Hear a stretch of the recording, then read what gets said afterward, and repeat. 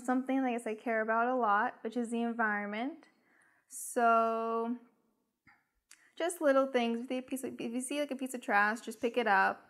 And also, I think it's people live on like 10% of the Earth's land.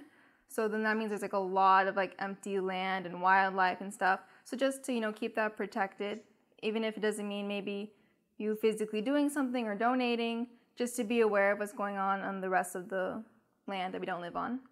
To just realize that just because like maybe animals in the wild don't really affect us directly in a way, they're not, any lesser than people, and they're just as important. So to make sure that they can keep living the lives they've been living